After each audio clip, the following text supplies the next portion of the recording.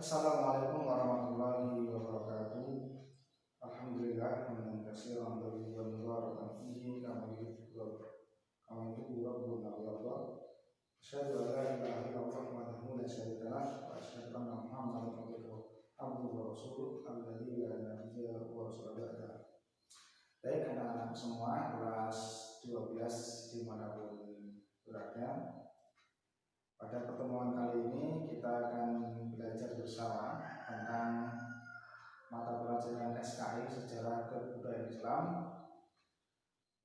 Bab pertama, peran umat Islam dalam membangun negara Indonesia. Ya, jadi kita ketahui bersama bahwasanya kita nanti akan membahas yang pertama, peran umat Islam pada masa penjajahan.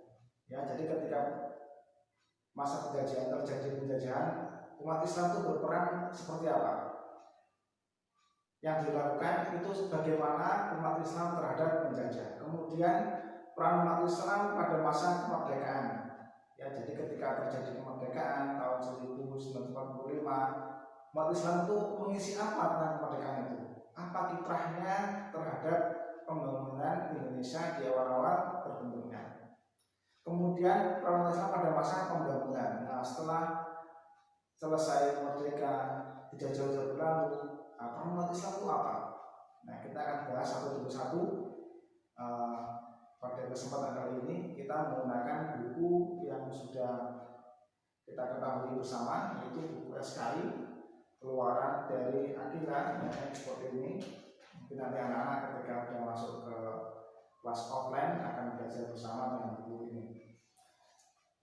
Yang pertama, bahwasanya kita mengetahui umat Islam pada peran umat Islam pada masa penjajahan. Ya, Indonesia itu dijajah cukup lama. Ya, sebagian mengatakan Indonesia itu dijajah selama 350 tahun. Awal permulaan bangsa Portugal datang ke Indonesia, datang ke Nusantara waktu itu pada awal abad ke-16-an. Ya, tapi itu tidak masih menjadi permasalahan, perbedaan pendapat para sejarah apakah Indonesia benar-benar dijajah selama 350 tahun. Nanti akan dibahas secara offline di kelas yang akan datang. Intinya peran umat Islam pada masa penjajahan yang pertama adalah perlawanan terhadap penjajah dengan perang. Ya, ini yang pertama. Jadi dengan perang, dengan kontak senjata. Ini umat Islam sudah berjuang terlebih dahulu. Kenapa? Karena bagaimanapun juga mayoritas penduduk Indonesia adalah Muslim, sehingga Islamlah yang banyak mewarnai kehidupan bangsa dan negara Indonesia ini. Dimulai pada masa penjajahan, umat Islam telah berperan aktif. Kita lihat saja, ada raja dari Sulawesi Selatan, Sultan Hasanuddin, itu orang Islam. Kemudian ada Pangeran Diponegoro dari Yogyakarta, juga itu orang Islam. Kemudian ada Imam Bonjol dari Sumatera Barat, itu juga orang Islam. Kemudian datang Umar dari Aceh, itu juga orang Islam. Nah, jadi bangsa Indonesia ini terbentuknya tidak lepas dari campur tangan orang-orang Islam. Maka dari itu wajar orang Islam sangat marah sekali ketika akan ada perubahan landasan Pancasila menjadi Ekasila dan sebagainya. Para santri rahimani wa rahimakumullah. Kemudian selain pada masa peperangan juga nanti ada masa perjuangan pun beralih dari kontak fisik dan senjata menjadi perjuangan melalui ide dan pergerakan. Jadi dengan ide, bagaimana kita harus melawan penjajah dengan ide kita, dengan pergerakan yang kita buat. Dan itulah para pendahulu kita. Yang pertama kita akan membahas tentang perlawanan terhadap penjajah dengan perang. Ya, kita ketahui bahwasanya pada fase ini kerajaan-kerajaan Islam di Nusantara, waktu itu belum ada Indonesia tentunya, yaitu mereka itu berjuang meskipun tidak bersama tapi sendiri. Seperti yang pertama dilakukan oleh seperti Sultan Babulok ada Portugal di Ternate. Ada juga di daerah timur ada Sultan Hasanuddin di daerah Goa dan Talo melawan VOC. Kemudian ini juga terjadi di daerah Jawa. Ya, pada fase agresi ini kaum penjajah mendapat perlawanan semakin sengit dari beberapa kerajaan Islam. Ada kerajaan Islam dari Jawa yaitu Mataram. Ya, Raja Mataram waktu itu Sultan Agung itu menyerbu dari Yogyakarta ke Batavia. Batavia itu di daerah barat sana, Jakarta sekarang, dengan konteks senjata. Meskipun pada tahun 1627 sampai 1629 melakukan serangan 2 kali kalah, tapi ini menunjukkan semangatnya kaum muslimin umat Islam terhadap penjajah-penjajah, yaitu khususnya orang-orang VOC, yaitu orang Belanda. Ya, ini menunjukkan orang Islam sangat berpengaruh, sangat berperan terhadap terbentuknya Republik Indonesia. Itu pada fase perang ya. Kemudian pada fase perluasan daerah. Jadi ketika Belanda sudah mulai bercokol lama di sini, sudah hampir 1 abad, itu mulai memperluaskan penjajahannya. Itu pun mendapat perlawanan dari siapa? Dari Imam Bonjol di daerah Sumatera Barat. Ya, jadi pemerintah kolonial Belanda itu ingin memperluaskan daerahnya, itu pun dapat perlawanan dari Imam Bonjol di Sumatera Barat. Kemudian juga di daerah Jawa. Nah, ini kurang lebih 2 abad atau 1 abad setelah Mataram melawan ke VOC, itu di Yogyakarta, tepatnya pada tahun 1825 sampai 1930. Itu perang antara Pangeran Diponegoro dan VOC. Pangeran Diponegoro juga seorang Islam. Kemudian perang di Banjar yang dipimpin oleh Pangeran Antasari, Banjar itu daerah Kalimantan, juga dipelopori oleh orang Islam. Maka peran umat Islam pada masa penjajahan sangat banyak sekali. Mulai dari fase dagang, fase agresi, fase dagang itu ya antara VOC, kemudian fase agresi itu ya antara peperangan antara Mataram, kemudian fase perluasan peperangan antara Imam Bonjol dan lainnya. Nah, ini semua tidak lepas dari orang-orang Islam. Dan orang Islam, kaum muslimin, tidak hanya berperang dengan senjata, tapi juga berperang dengan pikiran dan organisasi bergerakan. Mungkin kita sekarang banyak menyaksikan partai, ya, partai banyak sekali sekarang. Kemudian pergerakan itu juga banyak sekali. Tapi semua pergerakan yang pertama di Indonesia itu adalah diawali oleh orang-orang Islam. Kedua, ya, mungkin yang kedua itu perlawanan terhadap penjajah dengan organisasi pergerakan, ya, dengan pergerakan. Anti penjajah dan penjelasan penjajah merupakan bagian penting dari ajaran Islam, karena orang Islam menentang namanya penindasan, ya, itu merupakan ketidakadilan di rakyat dan sebagainya. Bahwasanya setelah terjadi peperangan tadi, umat Islam melakukan perang juga dengan para raja-raja Islam tadi, akhirnya umat Islam waktu itu mulai berpikir bagaimana melawan penjajah dengan pergerakan dan ide-ide, tidak hanya dengan senjata. Nah, tercetuslah pada tanggal 16 Oktober 1905. Nah, 1905 ini waktu itu Soekarno masih usia 4 tahun, karena Soekarno lahirnya 1901, ya. Berdiri Sarekat Dagang Islam (SDI) yang diketuai oleh waktu itu oleh Haji Umar Said Cokro bisa dikenal Bos Dr. Ami Aminoto. Nah, organisasi ini dagang ini bertujuan untuk meningkatkan taraf hidup kaum muslimin, ya, khususnya bumi putra. 3 tahun kemudian, tepatnya pada tanggal 20 Mei 1908, berdiri organisasi yang lainnya. Ya, setelah SDI, Serikat Dagang Islam, kemudian pada tahun 1908 itu berdiri organisasi lainnya. Ini organisasi bersifatnya nasional umum, yaitu Budi Utomo. Ya, ini cikal bakal organisasi yang lainnya yang bertujuan untuk memperbaiki pendidikan dan ekonomi.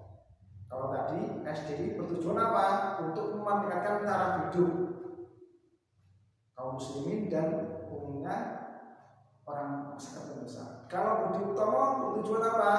Itu untuk memperbaiki pendidikan ekonomi. Budi Utomo juga didirikan oleh orang Islam, Sudiro Husodo. Ya, sekarang menjadi nama masjid di Sleman, ya, Masjid Agung Sleman. Itu namanya itu adalah pendiri Budi Utomo. Anak-anak semua kelas 12 rahimahullah. Selang beberapa tahun, 7 tahun setelah berdirinya SDI, maka SDI berubah menjadi SI, Syarikat Islam, yang bertujuan untuk membebaskan bumi putra dari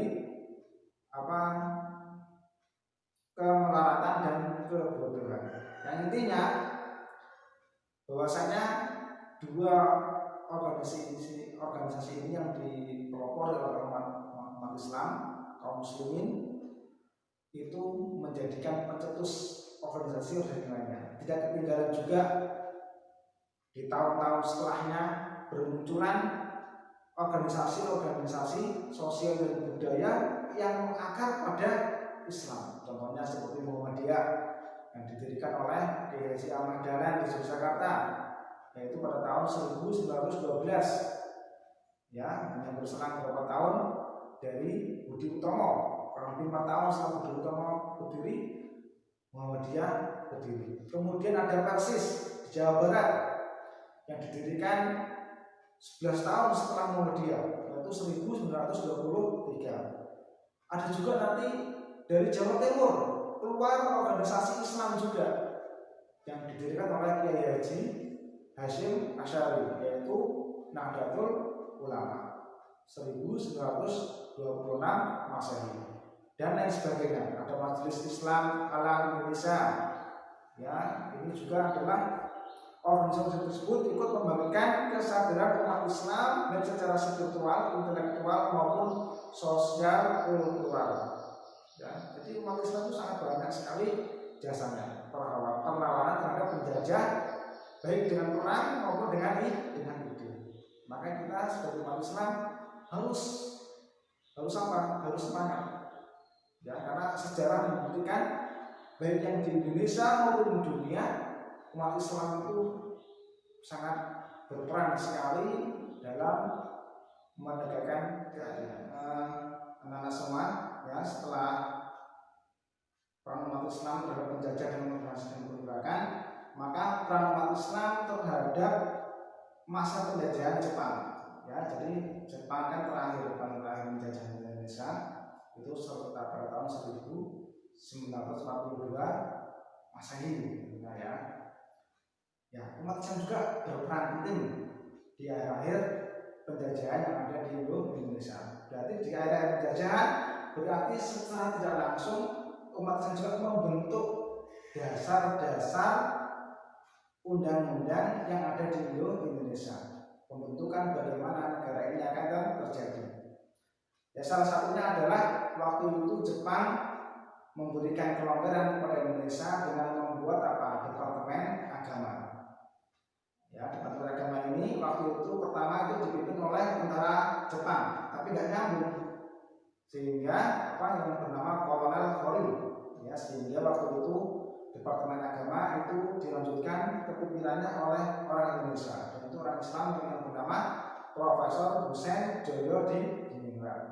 Kemudian dilanjutkan oleh sesepuh ulama, yaitu Kiai Haji Hashim Asy'ari. Keuntungan lainnya yang diperoleh umat Islam saat itu adalah pembentukan Hizbullah, tentara Allah SWT, yaitu organisasi militer pemuda Muslim. Saat itu namanya Sabilillah, dan gerakan yang lainnya seperti Masyumi, kemudian ada lagi Majelis Syura Indonesia itu Masyumi dan lain sebagainya. Kemudian dalam perkembangan selanjutnya, Jepang lebih mendekati kaum nasionalis. Ya, jadi setelah sudah mendekati kemerdekaan, yang Jepang tadinya begitu baru datang itu mendekati kaum Muslim Islam, tapi perkembangan selanjutnya Jepang itu mendekati kaum nasionalis. Ya, seperti siapa? Seperti Soekarno, Muhammad Hatta, kemudian ada lagi Supomo dan sebagainya. Nah, Jepang menyerahkan kepada kelompok nasionalis dalam Dewan Penasehat, Badan Pendidik Usaha Kemerdekaan Indonesia, atau disingkat menjadi BPUPPKI. Kemudian setelah Jepang mulai merapat ke nasionalis yang ditopoi oleh Soekarno, Muhammad Hatta dan Supomo, dalam pada tersebut perdebatan terpusat pada masalah hubungan Islam dan negara. Tema yang diperdebatkan antara lain dasar ideologi dan konstitusi negara itu mau menggunakan apa? Agama Islam atau bukan? Agama itu sebagai Presiden Indonesia atau bukan? Memungkinkan Islam menjadi agama negara atau tidak? Nah, di sini ada perdebatan, sehingga waktu itu ada jalan tengahnya yang dibikin oleh Soekarno, yaitu memberikan 5 prinsip pokok yang kemudian menjadi 5 dasar dalam Pancasila. Yang kita sudah ketahui semuanya, negara kita berlandaskan Pancasila. Ini semua tentunya tidak lepas dari dukungan orang Islam yang menjadikan salah satu Pancasila yang pertama ketuhanan yang Maha Esa sebagai sila yang pertama, tidak lepas dari perjuangan kaum muslimin, ya, yang menyuarakan ide-idenya untuk membuat dasar negara. Ya, mungkin cukup sekian pertemuan pelajaran SKI kali ini tentang bab peran umat Islam dalam membangun negara Indonesia.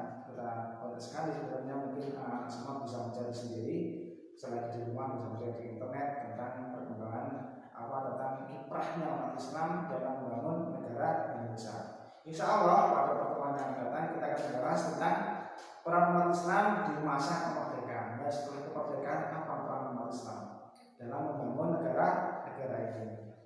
Dan banyak sekali ya umat Islam itu berkiprah dalam berdirinya negara Indonesia. Cukup sekian dari saya. Kita akhiri doa kafatul majlis. Subhanallah wa bihamdihi, asyhadu an la ilaha illa anta, astaghfiruka